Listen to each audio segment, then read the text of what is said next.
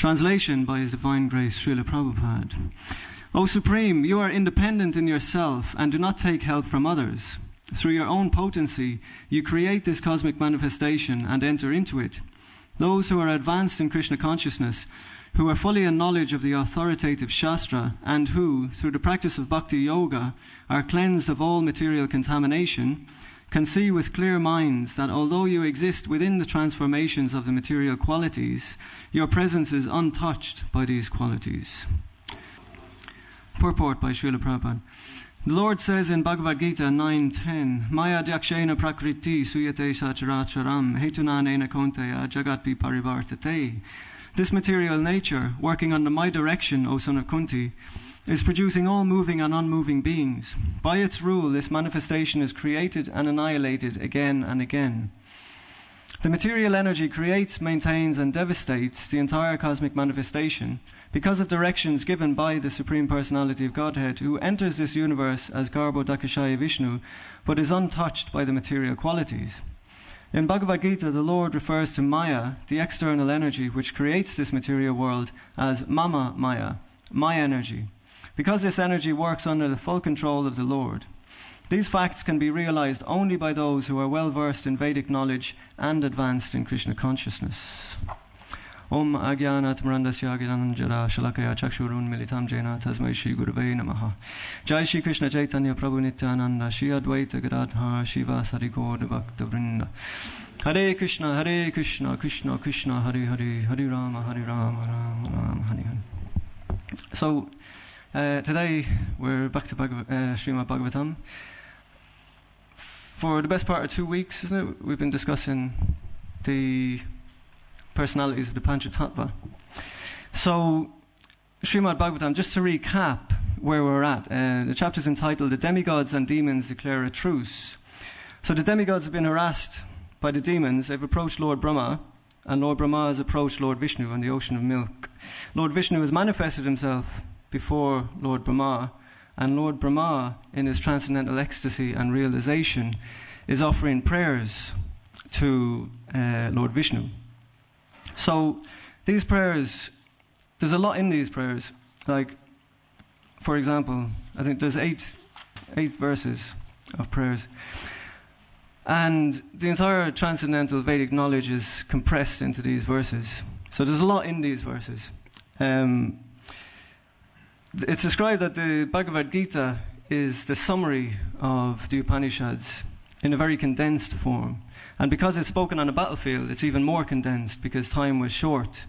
So there's 700 odd verses in the Bhagavad Gita. So you can imagine the Upanishads in its most compressed form. About 700? There's 18 chapters in the Bhagavad Gita. The Upanishads knowledge compressed. Now we have 8 verses describing that knowledge. So you can imagine how concentrated this knowledge is. So the verses like these are not really for skimming over. Verses like these are for spending a long time on, discussing deeply and meditating deeply on. The structure of Srimad Bhagavatam is very, very interesting. There's three what would you call, categories, I suppose, in the Bhagavatam. When you first read the Bhagavatam, the first thing that pops out is pastimes, usually. It's stories, isn't it? It's a Purana, it's a Maha-Purana. So a Purana is spoken in story form. So we have stories. We've got Dhruva Maharaj, we've got Prahlad Maharaj, we've got the demigods and the demons fighting. There's so many stories from the beginning of Bhagavad. Even Canto 1 is the pastimes of the Pandavas. So these pastimes stand out. But within the pastimes, there is moral and philosophical instructions contained within the pastimes. For example, you can analyze the pastime of Prahlad Maharaj and Hiranyakashipu, the demoniac mentality and the devotee's mentality. So all these instructions are there, moral instructions. But within it, what we find is there's a pattern to every pastime that happens. There's the devotee comes in contact with the Supreme Lord. He has full realization of the Lord, and he offers prayers to the Lord. Now those prayers are what the Bhagavatam is, actually. The pastimes is what attracts us in this age, because, in this age everybody likes a story. So in previous ages, the Upanishads were like the raw transcendental knowledge that the Brahmanas had a qualification to enter into. But we don't have that qualification in this age. Generally, people don't have that qualification. So the pastimes of the devotees are purifying to hear and discuss. So through purification, we can enter into the Vedic knowledge. But the actual Vedic knowledge in the Srimad Bhagavatam is transmitted through the prayers. Dhruva Maharaj offered prayers. Prahlad Maharaj offered prayers. Kunti Devi offered prayers. Lord Brahma offered prayers. Everybody offers prayers in their state of realization. And the reason is that Shukadev Goswami is given the tattva, Krishna tattva, through the prayers. So these prayers, every word of the prayers has very deep meaning. So devotees should really enter into these prayers, try and understand them, and try and understand what's being said in the prayers, because that's where the real nectar of Srimad Bhagavatam rests. Because that's the thing that gives self-realization and enlightenment. And it's enlightenment which gives the bliss of Krishna consciousness, ultimately.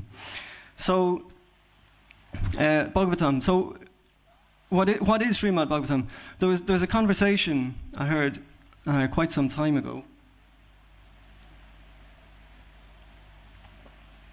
between Srila Prabhupada and some disciples. It was like a private darshan. And one female disciple asked Srila Prabhupada a question. She said, "Is there anyone like Joan of Arc in Srimad Bhagavatam?" Now, it was quite, the mood was interesting to hear. It was quite an intimate mood. You could tell there was a lot of love being exchanged between Prabhupada and his disciples. And this female disciple, she obviously had a lot of affection for Joan of Arc, otherwise why would she ask the question? So Joan of Arc, if anybody doesn't know, is a patron saint of France, one of the patron saints of France. When she was 12 years old, she lived in the 15th century. When she was 12 years old, she had some visions of Saint Michael and the archangels, who instructed her to fight against the English and drive the English out of France. This is how the story goes. And when she was 17, she took control of the French armies and conquered the British. And then when she was 19, through some political espionage, she was charged with heresy and burned at the stake. So she was a very powerful personality at age 17 to lead the French army. And the French army had been annihilated by the British army for 100 years up to that point. So she got this vision, and God gave her this instruction to go on what she considered a religious war. She was canonized in the 20th century and is considered a Roman Catholic saint. So the point is that she asked Srila Prabhupada, "Is there anyone like Joan of Arc in the Bhagavatam?" Now, when you hear that question, you would normally start thinking, anyone like Joan of Arc? Well, there's many Kshatriyas described in the Bhagavatam, but they're all men generally. Is there any women who are fighters in the Bhagavatam? You would think in that way. I was thinking in that way anyway. But Prabhupada's answer was very interesting. He said, Joan of Arc is Bhagavatam. Joan of Arc is Bhagavatam. So then he said, because Bhagavan means one who is full in 6 opulences: strength, wealth, fame, knowledge, beauty, renunciation. Bhagavan, one who possesses all opulences, refers to the Supreme Personality of Godhead. So Bhagavat means in relationship to Bhagavan. So Bhagavatam means in relationship to God, in relationship to Krishna. This is Prabhupada's explanation in that conversation. So Bhagavatam means the relationship, the relationship between the devotee and Krishna, the relationship between Krishna and Krishna's energies, his marginal energies, his external energy, his internal energy, everything relating to Krishna, everything relating to Bhagavan. That's Bhagavatam. That's what Bhagavatam is. So we need to understand that that's what Bhagavatam is. Bhagavatam is not just a book that we think like, well, one book is called Bhagavad Gita, one book is called Easy Journey to Other Planets, one book is called Srimad Bhagavatam. That's not what Bhagavatam is. Bhagavatam actually is the relationship between the Lord and his devotees. So that means Bhagavatam is transcendental knowledge, actually. It's realized transcendental knowledge. That's what Bhagavatam is. Now, the evolution of Srimad Bhagavatam in this universe, Lord Brahma found himself manifested on the lotus flower. He went outside of himself to the full extent of the universe, trying to find the source of his existence. He couldn't find the source of his existence. In the same way that we find ourselves here in this body, we don't know what the source of our existence is. We try and trace it out externally. We say like, oh, well, my parents must be the source of my existence. So then their parents are the source of their existence. So now you can buy this thing, family tree program. You can get for a computer, and you can trace your family tree because everyone wants to know what's the source of my existence. But Lord Brahma, he realized that he can't find the source of his existence outside of himself. So he went inside, he went into the lotus stem and tried to trace out the source of the lotus stem upon which he was situated. Still he couldn't find the source, because without the grace of Krishna, we can't even find the source of ourselves internally. So he heard a voice inside Tapa, told him to practice austerities. So he practiced austerities for 100 years with the demigods. Then Lord Vishnu manifested himself before Lord Brahma in his full splendor, and he had full darshan of the spiritual world. Now, Lord Vishnu spoke Srimad Bhagavatam to Lord Brahma in 4 verses, the Chatur Shloki, Canto 2, Chapter 9, text 33 to 36. Aham evasya eva agre begins. Lord Vishnu told him that before this material world existed, only Narayan existed. After this material world ceases to exist, only Narayan will exist. Therefore, that which you see now is only Narayan, expanded in different forms. That was the first verse. Then he said, that which appears to be truth without me, you should know to be my illusory energy. Second verse. So there's four verses, Chatur Shloki, Bhagavatam. Now, Lord Brahma expanded these verses to Narada Muni when he explained Bhagavatam to Narada Muni. Narada Muni expanded to Vyasadeva when he explained Bhagavatam. When Vyasadeva explained Bhagavatam to Sukadeva Goswami, he expanded again. And Sukadeva Goswami expanded to Parikshit Maharaj, Srimad Bhagavatam. And all the acharyas, when they comment on Srimad Bhagavatam, it's an expansion of the Bhagavatam. So we can see the voluminous expansion that Srila Prabhupada has prepared under Srimad Bhagavatam. Now, there's been Bhagavatam classes going on in ISKCON. You know, obviously Bhagavatam classes go on all over, but just within our own society, it's been going on for the last 45 years. Devotees have been expanding on Bhagavatam. So this is the nature of Srimad Bhagavatam. It's not just a book, it's transcendental knowledge. So to discuss Srimad Bhagavatam means that we should be entering into a connection with Krishna. That's the point. That's the whole point of it. We should be becoming self-realized and connecting with the Supreme Personality of Godhead through absorption in the Bhagavatam. So, transcendental knowledge and experience of God. That's what Bhagavatam is. So knowledge and experience, that means realization. That means that our relationship with Krishna is a real thing. It's not just a theoretical thing. It's not just situated on the platform of Gyan. It's a fully realized transcendental taste. But this transcendental taste of our relationship with Krishna is dependent upon our knowledge of Krishna. For example, in Jaiv Dharma, Srila Bhaktivinoda Thakur states that the thing that's blocking us from moving from the Kanishta Adhikari platform to the Madhyam Adhikari platform predominantly is attachment to karma and gyan. Yeah? Karma and gyan. So this gyan, this pursuit of knowledge is what's blocking us from moving to the more advanced stages. However, he also explains that in order to get to the advanced stages of devotional service, we have to be situated properly in Sambandha Gyan. Sambandha Abhideya Pyojana. We have to have knowledge of our relationship with Krishna. So we hear Anyabilasatashunam Jnana Karmadya Navritam. We hear it so often. We're free from karma and gyan, devotional services. But you can't enter into devotional service unless you're situated in Sambandha Gyan. So what's the difference? What's the difference? Prabhupada explains in the introduction to the Nectar of Devotion that type of philosophical speculation, which ultimately leads to voidism or impersonalism, is called gyan. However, that type of philosophical speculation, which leads a person to be established in his relationship with the Supreme Personality of Godhead, is welcome. So this is Sambandha Gyan, means knowledge of our relationship with Krishna.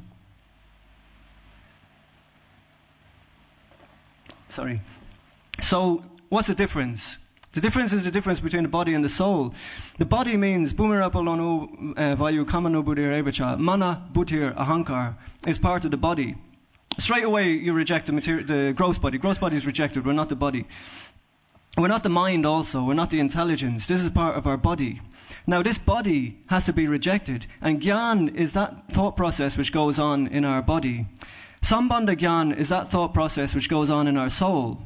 Because the soul is Sat Chit Ananda. It's Chit. It's eternally aware. It's eternally conscious. Consciousness means knowledge, full knowledge of our own position and knowledge of Krishna's position. Chit potency. So that knowledge is the knowledge of the soul. Krishna says, Atmanyev Atmana Tushta, that the soul in the realized state is satisfied with the soul. The soul is satisfied with the super soul, Prabhupada describes. But Atma is satisfied with Atma. Atma rests in its own glory. The soul is self-sustained, self-manifested, and self-illuminated, and doesn't depend on anything else for its illumination. However, the material body requires illumination by the soul. And when the soul is reflected through the body, the chit potency of the soul becomes manifested through the intelligence of the material body. That intelligence, when it analyzes things separate from itself, is called Gyan. That's Gyan, that's knowledge. That's the knowledge that has to be rejected, is this process of trying to analyze things that's separate from myself, external to myself. Like you have this thing, people come up, like you have a dead animal on the ground, and boys, we used to do it anyway as boys, you come up, you poke it with a stick, you try and investigate, what's this about, poke it with a stick, and sometimes one of the boys will kick it, or you know what I mean. You investigate things in a very gross way. So that's what we do with Krishna. We come to Krishna and we start trying to poke Krishna with a stick. What's Krishna like? Is Krishna like this? Is Krishna like that? As if Krishna is something external to us. But Krishna is the supreme internal. In this, the first verse of Lord Brahma's prayers, the supremely most subtle of all extremely subtle things. Verse 8, I think it was. The supremely most subtle of all extremely subtle things. Krishna is the seer. Krishna is the experiencer of all existence. We're objects of Krishna's experience. But we've turned everything around in the mirror image of the material world. We're coming to try and see Krishna. We come for darshan in the morning. Darshan means I'm going to come and see Krishna. That's not darshan. Darshan means Krishna sees us. Bhaktisiddhanta Saraswati Thakur used to say, don't act in such a way that you can see Krishna. Act in such a way that Krishna will be pleased to see you. Because that's our Svarup. Svarup means our eternal identity. Jivara Svarupa Hoya Nitya Krishna Das. We're Das. We're the object of Krishna's enjoyment, the object of Krishna's darshan. Krishna is not the object of our darshan. So we don't come and poke Krishna with a stick, so to speak, and try and figure out what's Krishna like. That's called Gyan. That's what Gyan is. Now, Sambandha Gyan means that awareness of my real position, that I'm Krishna's Das, I'm Krishna's servant. There was one, one Maharaj, I can't remember who it was, he said, Das, we say servant. Actually, Das means more of a slave than a servant. A slave doesn't have any independence. A slave doesn't have any rights, doesn't have anything. A slave is owned. He's the property of his master. Srila Prabhupada explains this in his purports. He's the property of his master, and if his master so desires, then that master can kill that slave, and nobody, under the laws of the slave trade in America, that slave can be killed by the master. Just like if I own a glass vase, I can smash that vase if I want. So if I own a slave, I can kill that slave, and nobody can say anything to me because it's my property. That was the law in America, in the slave trade. Now, that's our position with Krishna. Ashlishya va padar vitampanasrumam adarshna marmahatam karotaba. Whether you trample me under your feet, whether you kill me, whether you keep me alive, whatever you want to do, my position is that I am just an object of your gratification. That's our position. Now, it takes a long time to come to that point of surrender, obviously. But the beginning stage is sadhana bhakti. But to get off the sadhana bhakti stage, to get to the Madhyamadikari stage, Bhaktivinoda Thakur explains that we need to assimilate this Sambandha Gyan. And Sambandha Gyan means this awareness of who I am, self-realization. For example, in the 11th canto of the Bhagavatam, there's a description of the qualifications of a disciple. First, a description of the qualifications of a guru, that a guru must be fully self-realized in full relationship with the Supreme Lord. And the disciple's qualifications are there. And the disciple, for all intents and purposes, is a realized soul by that description. Chapter 10, text 6, 11th canto. You can look into it if you're interested. But it's like you're completely free from false ego, completely surrendered, knowledge of Shastra, knows he's not the body, all these things. Practically he's on the self-realized platform. That person, when he surrenders to a self-realized guru, tadvidi pranipatena pariprashnena sevaya upadekshanti tadgyanam gyaninas tattvadarshiphi, that person who can see the truth can transmit knowledge to a person who's got the qualification to receive the knowledge. Receiving that knowledge means sambandha gyan, means we have an understanding of who we are. Who am I, actually? So who am I? Krishna says, or Srila Prabhupada says, you can't understand who you are without understanding Krishna. That will become apparent. You cannot understand who you are without understanding Krishna. Because Krishna is everything. Bahunam janmanamante gyanavan man prabhadite vasudeva sarvamiti sa mahatma sudulabha. Vasudeva sarvamiti. Krishna is everything. There's nothing that's not Krishna. There's nothing that's not Krishna. So therefore, to try and understand ourselves separate from Krishna is not possible, because we're expansions of Krishna. We're expansions of Krishna's marginal potency. So, in order to understand Krishna, we have to enter into relationship with Krishna. So, who Krishna is was a question. Knowledge and experience of Krishna. Knowledge and experience of God. Now, there's a verse in the Bhagavatam, Canto 1, Chapter 2, Text 11, which is a very important verse. Excuse me. Vedanti tattva vedas tattvam yajgyana madvayam brahmeti paramatmeti bhagavan iti shabdyate. Everybody should know this verse. It's a very important verse because it explains who God is in one verse. In the 11th canto of the Bhagavatam, there's a very concise explanation of who God is. It takes 30 verses for the Nava-Yogendras in the conversation with Maharaj Nimi. It takes them 30 verses of very concentrated explanation. Now, Sukadeva Goswami is given in one verse who God is. Like, for example, generally in religions, there's three things. There's three things in religion. You say, I exist, the world exists, God exists. That's religion, isn't it? I'm here, I know I'm existing. I can perceive that the world is existing, and I have some faith that beyond the world, God is existing. Three things: Ishvara, Jagat, Jiva. In all religions, Christianity, Islam, Hinduism, all religions are like that. Now, the Vedic religion is not like that. The Vedic religion doesn't deal with this threefold separation between Jiva, Ishvara, and Jagat. The Vedic religion says, Vasudeva Sarvamiti. Vedanta says, Vasudeva Sarvamiti, only Krishna exists. But Krishna has expanded himself in different ways. So, ordinarily in the religion, to try and understand God, we're trying to understand something separate from ourselves, something beyond this world, we say. But in Vedanta, we don't try and understand anything that's separate from ourselves. This is coming in the next verse.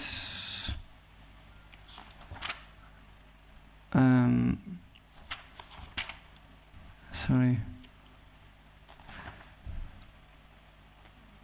Yeah. As one can derive fire from wood, milk from the milk bag of a cow, food grains and water from the land, and prosperity in one's livelihood from industrial enterprises, so by the practice of bhakti yoga, even within this material world, one can achieve your favor or intelligently approach you. Now, yogar, manusha, adiyanti, hi tvam. Manusha means human beings. Manusha loka means a platform, the platform of existence of human beings. Yogar, by practice of bhakti yoga. Yogar manusha, adiyanti, achieve, hi tvam, certainly you. One can achieve you even within this world. So Krishna is not something to be achieved in the future. Krishna is not something to be achieved somewhere else, at some different place and time. Krishna is transcendental to all time and space. There's no time and space for Krishna. That means everything that exists is Krishna. And Krishna can manifest in full potency anywhere in his creation. For example, when Krishna descends, he appears in Gokul, Vrindavan. So when he appears, that material energy becomes spiritual energy. He appears in his spiritual form. So there's no distinction between spirit and matter for Krishna. Krishna tells us there's a distinction between spirit and matter, because we're conditioned, we have to make that distinction. But for Krishna, there's no distinction between spirit and matter. Krishna has allotted a certain corner of the spiritual world as the material world. He's covered over the spiritual energy by his Atma Maya, his Maya, and made it into the material world. That's what the material world is. It's the spiritual world covered by Krishna's illusory potency. So Krishna can manipulate his potencies. There's no spirit and matter for Krishna. So it's not that we have to try and find out God somewhere else and think that Krishna is beyond somewhere, that we're going to get there when we die. That idea has to be rejected completely. Krishna consciousness means now, at this particular time, right here, right now, in the present moment, not in the past, not in the future, right here, right now is your Krishna consciousness and your experience of Krishna. So, Jai Shishi Radha Gokulananda Ki Jai, Sita Ram Lakshman Hanuman Ki Jai, Gaurnitai Ki Jai. So, Prabhupada explains, Sukadeva Goswami explains, learned transcendentalists who know the absolute truth call this non-dual substance Brahman, Paramatma, or Bhagavan. So again in this verse we have Jnanam, Advaya Jnanam, this non-dual knowledge, Sukadeva Goswami says. Vedanti Tattvabit, one who knows the truth, knows that this non-dual substance, Advaya Jnanam, there's only one thing. That one thing is Krishna. There's only one thing, and it's known by different tattvabits, different self-realized souls who know the truth. They know this non-dual substance as Brahman, Paramatma, Bhagavan. Three things. Now, Srila Prabhupada says in the purport,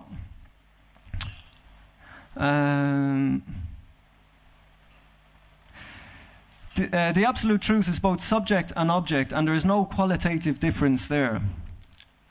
Subject and object. There's no difference between, like in the material world, there's a difference between the subject and the object. Between a thing and the perceiver of the thing, there's a difference. But there's no difference in the spiritual world. Srila Prabhupada says there's no qualitative difference there. Therefore, Brahman, Paramatma, and Bhagavan are qualitatively one and the same. The same substance is realized. Now, this substance means God. If you want to know what God is, that's this substance, is what Srila Prabhupada is calling God. This same substance is realized as impersonal Brahman by the students of the Upanishads, as localized Paramatma by the Hiranyagarbhas or the yogis, and as Bhagavan by the devotees. In other words, Bhagavan, or the personality of Godhead, is the last word in the absolute truth. The last word. Now, the last word means that if we have realization of Bhagavan, we automatically realize Brahman and Paramatma. It doesn't mean we reject Brahman and Paramatma, because the absolute truth exists in three features: Brahmeti, Paramatmeti, Bhagavaniti, Sabdyate. Sukadeva Goswami, I'm not making it up, I'm just repeating what Sukadeva Goswami said. Now, the last word of the absolute truth. Paramatma is the partial representation of the personality of Godhead, and impersonal Brahman is the glowing effulgence of the personality of Godhead, as the sun rays are to the sun god. Now, this is important, this next bit. Less intelligent students of either of the above schools sometimes argue in favor of their own respective realization. But those who are perfect seers of the absolute truth know well that the above three features of the one absolute truth are different perspective views seen from different angles of vision. Less intelligent persons, Srila Prabhupada says, sometimes argue in favor of their own perspective realization. But we should know that there's only one truth, and that truth is manifested to different people in different ways. Even Krishna, we talk of Bhagavan. Like, we separate Brahman, Paramatma, Bhagavan. But who is Bhagavan? Who is Krishna? Who is Krishna?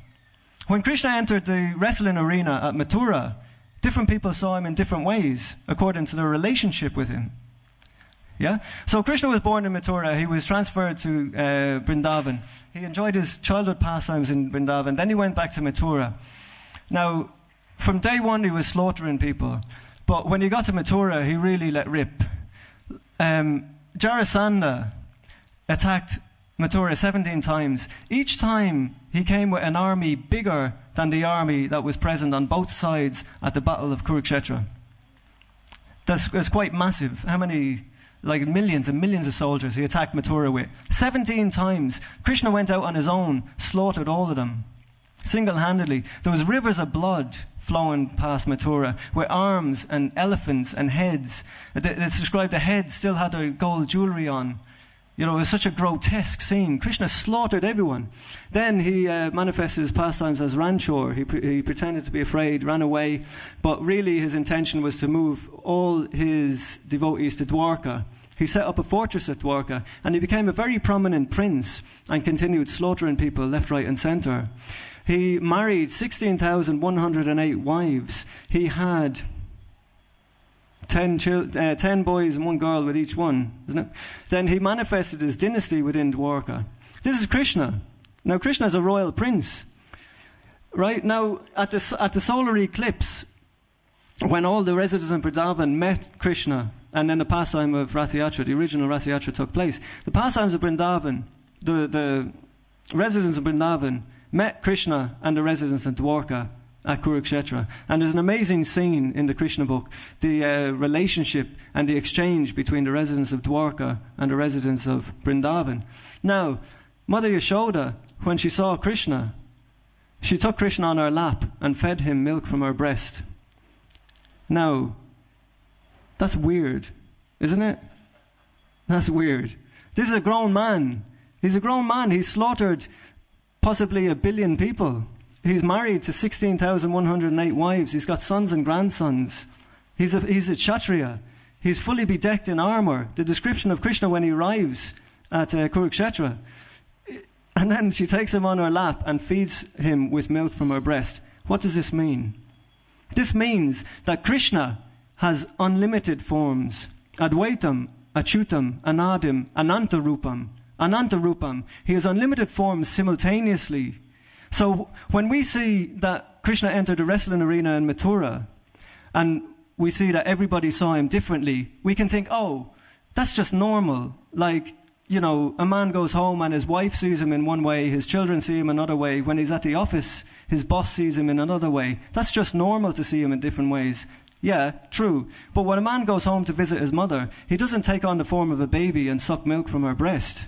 That doesn't happen. That means that Ananta Rupam eternally exists in forms. So Mother Yashoda, who is Krishna? Krishna is the baby of Mother Yashoda eternally. Simultaneously, that same Bhagavan, that same Krishna, is the husband of the queens of Dwarka. He is the lover of the gopis of Vrindavan. Simultaneously.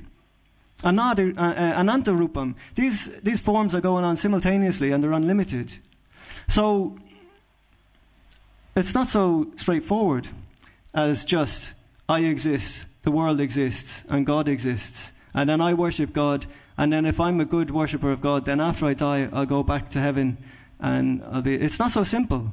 It's not so straightforward. Krishna says, Janma karma chame divyam evam yo veti tatpataha, chaktvadeham punar janma, naiti mameti so Arjuna.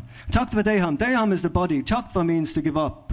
So chaktvadeham means you have to give up your body. You're going to die, there's no doubt. This body has to end. Our body's already ended so many times. My baby body has ended, and then I had a boy's body. My boy's body has ended, now I've got an adult's body. This adult body is going to end, and I'm going to have an old man's body, and then an old man's body is going to end. Tyaktva deham. Now, punar janma. Punar means again. Janma means birth. That means you have to get another body. There's no doubt about it. Punar janma. You have to take another birth. Krishna says, Tyaktva deham, punar janma. Then, not iti, not here. Krishna says. He's talking about someone who, Janma Karma Chame Divyam, one who understands the truth of my appearance and activities. He says, when you give up this body, your next body is not ET, it's not here. Mam AT is with me, Krishna says. Sa, such a person, Arjuna. He's talking to Arjuna. Chaktvadeham punarjanma, naiti mam AT so Arjuna. This means going back home, back to Godhead. This is the back home, back to Godhead verse. Janma, karma, cha, me, divyam, the divine. Divyam means transcendental, means that although Krishna's a fearless warrior who slaughters millions of soldiers, still he maintains his original form as the baby who sucks milk from the breast of Mother Yashoda. This is Divyam. And this is Janma Karma. This is Krishna's Janma, Krishna's appearance, and Krishna's activities have to be understood. Janma Karma Chame Divyam, Evam Yo Veti Tatvata. Tattva in truth means transcendental. Just like Vedanti Tattva Vedas Tattvam. So we have to understand these things in truth. Who is Krishna? What are the features of Krishna? So, Prabhupada continues. The one absolute truth, different perspective views seen from different angles of vision. Now, as it is explained in the first shloka of the first chapter of Bhagavatam, the supreme truth is self-sufficient, cognizant, and free from the illusion of relativity. In the relative world, the knower is different from the known. For example, if a person's an electrical engineer or a microphone engineer, he might know all about this microphone. There's a difference between him and the microphone. Yeah, there's a difference in the material world. There's always a difference between the knower and the known. There's a separation. But in the absolute truth, both the knower and the known are one and the same thing, Prabhupada says. Now, in the absolute truth, both the knower and the known are one and the same thing, means that Krishna and the jiva are one and the same thing, Srila Prabhupada says. He says here, in the material world, there is a duality of inferior and superior energy, whereas in the absolute realm, both the knower and the known are of the same superior energy. So, if the soul, the knower and the known, Krishna and the individual soul, are one and the same thing, then how can there be relationship? How can Mother Yashoda take Krishna on her lap and feed him with milk if they're one and the same thing? So there's varieties. There's varieties within the spiritual world. But we should know that those varieties are not the varieties that we perceive in this world. This world, the varieties are based on separation. Variety in this world means that something is different from me. But variety in the spiritual world means that something is the same as Krishna. So, qualitatively one, we say. But this qualitatively one is significant because unless we come to the platform of qualitative oneness, then our spiritual life is just a religion. That's the problem. And that religion is called Kanishta Adhikari, Prakrita Bhakti. So if anybody has any desire to make advancement towards higher realms of devotional service, this understanding has to come. Because the vision of separation is called Pritak Drishti. Pritak means separate. Material world, everything is separated. Samadrishti means samadhi. Samadhi. Dhi means intelligence. Sama means oneness. Samadhi means samadhi. So samadrishti means to see everything in relationship to Krishna. Vasudeva sarvamiti. Samahatma sudurlabha. So this samadhi is necessary in order for us to attain love of God. So if we want to attain love of God, we have to take this very seriously. I'm running a bit short of time, but just briefly, I'm a bit of a waffler, so I just want to demonstrate how this relates to today's verse. Verse 10, my dear Lord, who are always fully independent, this entire cosmic manifestation arises from you, rests upon you, and ends in you. Your lordship is the beginning, sustenance, and end of everything, like the earth, which is the cause of an earthen pot, which supports the pot, and to which the pot, when broken, finally returns. So Lord Brahma is making this point that there's nothing that's not Krishna. There can be nothing that's not Krishna, because everything comes from Krishna. So everything is Krishna's energies. Therefore the energy and the energetic are in one sense non-different. O Supreme, you are independent in yourself and do not take help from others. Through your own potency, you create this cosmic manifestation and enter into it. So Krishna exists, he manifests this cosmic manifestation, and he enters into the manifestation. So this is Brahman, Paramatma, and Bhagavan. His energy becomes the material manifestation, Brahman. He enters into it, Paramatma, and he maintains his own personal independence, Bhagavan. Those who are advanced in Krishna consciousness, who are fully in knowledge of the authoritative Shastra, and who, through the practice of Bhakti Yoga, are cleansed of all material contamination. Material contamination means Pritak Drishti, means seeing things separate from Krishna. That's our material contamination. Can see with clear minds that although you exist within the transformations of the material qualities, your presence is untouched by these qualities. So Krishna and the individual soul are qualitatively one. So Lord Brahma is saying that although we have this body, our soul is untouched by this body. So if we're trying to attain to self-realization by purifying this body, we're wasting our time. We're wasting our time. Purification of this body is necessary so that we can come to the understanding that I'm not this body and that I'm already pure. That's the point. We don't become pure. Lord Chaitanya says, Chaitodarpana Marjanam. We're cleansing the mirror of the mind. He says that Krishna consciousness is not something artificial. It's not an artificial imposition on the mind. It's a natural state of the living entity. The only thing is that because of our contaminated mind, we think that it's an artificial thing, that we have to become Krishna conscious. We don't have to become Krishna conscious. We just have to stop not being Krishna conscious. We have to realize that this body is not Krishna conscious. As long as I identify with this body, I won't be Krishna conscious. And if I try to become Krishna conscious with this body, I'm wasting my time. Atmanyevatmana tushta. The soul is Krishna conscious. That's the point that Lord Brahma is making. I could go on, but it's 8:30, so I better stop. Any questions or comments?